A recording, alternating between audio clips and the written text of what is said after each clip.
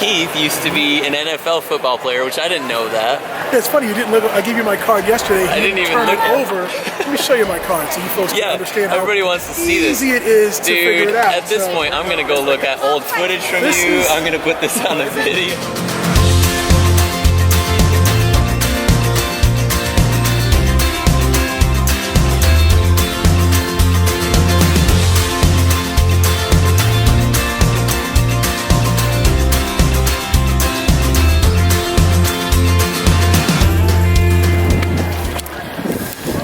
Okay friends, so here we are at the big RV Supershow in Tampa, Florida. This is insanely crazy. So I want to introduce you guys to Keith and Tia SIMS. They have the Soulful RV Family and it's on Instagram. So I want to tell you about their Instagram too because it's really cool.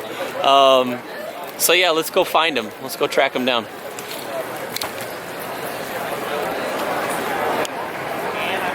So this is Keith SIMS. He's with the Soulful RV Family. Check out those shirts. So yeah, man, I'm super grateful I got a chance to meet you this week. My wife has been following Soulful RV Family for a while on her Instagram, and when she saw you, I was like, I feel like I've seen them before, and I realized that Trent and Siobhán wasn't following you guys yet until yesterday.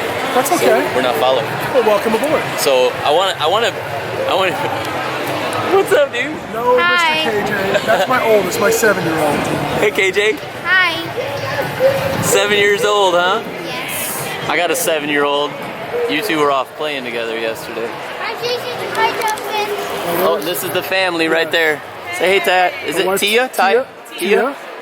Justin, the little one, he's 4. And hey, Justin. Jason is 7, and my mother-in-law, Dottie. Hi, Dottie. So, as long as I got 1, we're covered. She's got 2, we're good. I'll see you in about a half hour. So. Yeah, you got the golf cart. You got the wheels. Lopsided. See? Okay. Sorry. No, dude, it's cool. I do a lot of editing. I always tell Siobhán, I'm like, it's funny. We did these introduce our family kind of videos, like introducing Bennett and stuff, and with Truman, I had to like cut like so many times because he was just getting so goofy and doing all these crazy things. So I wanted to introduce to you guys my new friend Keith and just what he's doing with the RV world. I'm learning a lot of things here, which is really great, which is kind of the reason why I came back here. There's so many questions I have just about the communities and stuff like that. And so Keith used to be an NFL football player, which I didn't know that. Yeah, it's funny, you didn't look. I gave you my card yesterday. I didn't even turn look it over. Let me show you my card so you folks can understand how everybody wants to see this. easy it is to figure it out. At this point, I'm going to go look at old footage from you. I'm going to put this on a video. This is the front of our card, Soulful RV Family. And I don't say anything when I give it to people because I don't want to just broadcast out there.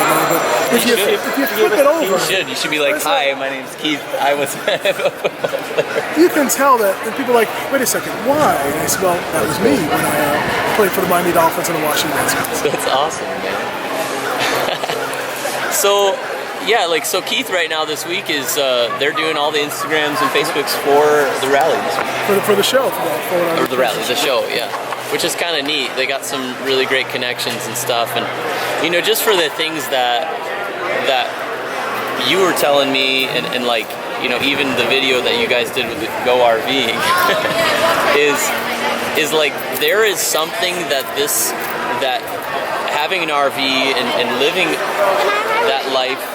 Like what the lifestyle affords you. Share that with us just a little bit about like the things that you get to do with your family and your kids and stuff, and how you get to live.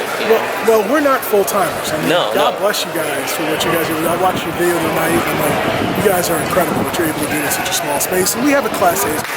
But we tell people you don't always have to be full time to basically the story for us is we want people to be free again, to put their family first, and go do something, and so that is part of the story. It's like we always tell people, we're not telling you need to live full time in an RV, but we are telling you got to take a leap of faith. You got to take time out and spend time with your family.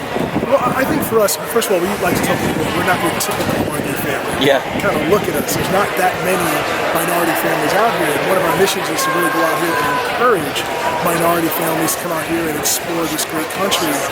And it's not so much about things anymore.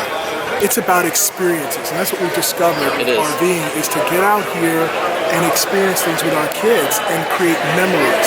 For example, this year, this Christmas, we didn't buy a single present. We spent Christmas down here in Orlando at Orleans, in Disney. So no presents. The kids, we all had a fabulous time. And talk about a stressful holiday season. We had no stress whatsoever. We were together for the last month and a half down here in Orlando in our RV. We're going to children's museums. We're visiting Disney. I took them on a 4x4 ride through the orange orchards. I mean, there's just so many things that we were able to do that they'll remember, that we have captured on video and in pictures. And we remember back last year when we started talking about this plan for Christmas. The kids open up their presents, and in 5 minutes you had a pile of wrapping paper, and we still have presents from last Christmas in our closet at home that they never played with. Don't tell them that. This madness has got to stop. And I think for us, like you guys, we've discovered that it's about our family, our time together, and not so much about physical things. It's about those experiences and that time together. It is. You know, we're really blessed that we can get out here. We spend a minimum of 100 days a year on the road. So when I say we're not full-time, we're a lot of time. We're as much as we can get out there. Maybe we can get them a little more full-time. We're getting closer and closer. We're spending more and more time out here, but what we found out is over the last 4 years of RVing and spending time on the road, our family has grown closer together. My wife and I have become closer together. My three boys, they each had their room in our house. And we went on a 3-week trip out to Mount Rushmore 2 summers ago. And when we came back, love Mount Rushmore. Oh, wasn't awesome? Yeah. They had to sleep in the same room. So we moved all their beds in the same room, and to this day they are still in the same room together. Wow. Because of that closeness, that bond. They're so used to being together in the RV.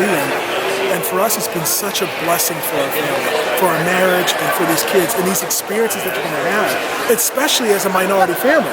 We did not grow up RVing. All our family think we were crazy. We said we're getting an RV and going out here. You're crazy. My mom to this day will not come RVing with us. She's just like, she doesn't understand what we see in it. But everyone sees our pictures on ours and just loves it and lives vicariously through us. And one of the greatest blessings for us is, and we get these emails, I would say usually once a week, from a family who's saying, thank God I found you, because I didn't know anybody else had the same dream or the same vision. And it's something that's doable. It doesn't matter how much money you have. You can do it on just about any budget. To me, the key is just take a leap of faith, get out there and do it, because I promise you, once you start, you won't regret it. You really won't. No, you won't. I mean, that's some of the things that you said in there that I want to touch on too, and you've heard us talking about this, is that the RV, it's not the thing that we talk about. Like, the RV is cool, and I know that I may be downplaying the whole RV show by talking about it, but it's the experience. And what the RV does is it puts our family in a posture of being available. And like you said, like, being available to capturing those memories, because like, how many of us have had those presents that we've given to our kids that you feel like you spent $70 on that Lego set, but yet the McDonald's toy that they got yesterday is more popular, and you're like, my wife doesn't let me eat McDonald's, so let's say Chick-fil-A.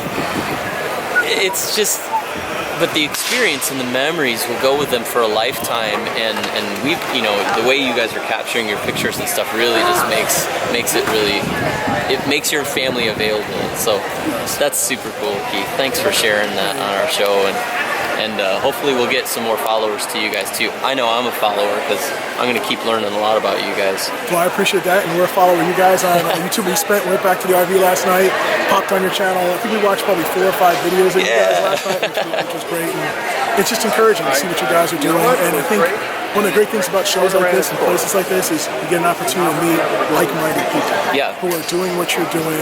We've got people out here shopping for RVs, and it's about, again, those experiences, and they'll come to us and say, hey, well, tell me about a place you've been. And we'll start talking about the Smoky Mountains or Mount Rushmore like we were just talking about, or this summer we took the kids all the way to Acadia National Park in Maine. A 2-month-long trip, and had a phenomenal time. So it's to me, it's what life is about. So where are you guys going to go next? You know what's interesting? I've got a big birthday coming up this summer, in June. And my birthday is June 17th, right around Father's Day, so we always try to plan out where we're going to be. This year, unlike the last couple years, we've planned like epic trips where we're driving thousands of miles. We're going to kind of stay close to home. We have a home base outside of Atlanta, and we've never explored the state of Georgia. So we're going to do like Georgia coast, Savannah, Tybee Island. Yeah. We're going to do a lot of Alabama. This is one of those years where one of the things for us is we've taken our kids to children's museums from Fort Lauderdale to Maine. Wow. We've hit them all. Yeah. And we're going to go, and when we do that, we also go to American history museums, and we go to a lot of civil rights museums. Yeah. So Alabama's about a 2-hour drive from us. We're going to do a lot of that kind of stuff this year. To really what an amazing history when you see it. You don't understand civil rights. You don't understand that history unless you go to it. That was for us when we were in Franklin, Tennessee, and we saw just so many things that we were like, I never knew that. I'll give you an example. We were up in Boston this summer. So we went to the Boston Children's Museum, and we went to, I want to say, the Minuteman Historic Site, which were the first shots were fired of the Revolutionary War. Wow. And they did a reenactment, so we got pictures of the kids in the reenactment. And then we went to the Boston African American Museum the next day. So that's kind of one of the things we try to do is give the kids history of America, but also give them history of African America and the struggles that we've been through. Yeah. So they're kind of well-rounded. And that's part of homeschooling, to give them all the information. So not to jade them one way or the other, but to give them a diverse background of information, and they're soaking it up. And it gives us an opportunity to learn from it. Yeah. You know, my parents grew up in there. My mom's 70, 75 now. So she talks about having been in the South in the 50s. Yeah. Where if she was walking down the street and there was a white person that came down, she had to get off the sidewalk and walk away. Yeah. And I heard those stories growing up. But when I went to some of these museums, the Civil Rights Museum in Greensboro, North Carolina, International, it was absolutely incredible. They had a lunch counter display where you sat there, and that's where the riots were, so the protests were, the buses. And to go through and see that history, it really becomes part of it. I feel it too. And when I've been there, not to that one, but like just being to some of those, and it changes you. It's like being in the place helps you feel differently about it, And it's, when you talk about history of this country, whether we're in Boston and you see the historical stuff there, I think you take pride, I think you take more ownership in this country and how we act and how we raise, and like you said, how we treat one another. God made us all. It was in that. He made us all in his image. It was in that. It was in Oklahoma City. It was the Oklahoma City bombing. We were there, and again, like, I'll be honest, I don't know much of my history, and that's one of the reasons why we're on this journey. I don't know much about what happened there. But you're right, when I stood there, and I just like almost broke down. I'm telling my son, I'm like, you see this? Like, this is real people that, moms and dads and families that, like, somebody decided to act on their hate. So, what can we do to act out of love and act out of faith, and change the world? And what we always say on Trent and Siobhán is that we believe we can make the world better. We all can, but it's up to all of us. It is. And right now in today's climate, I think it's even more of a burden for us. I don't want to say us good people, but people who are conscious. Say, you know what? Let's not prejudge people.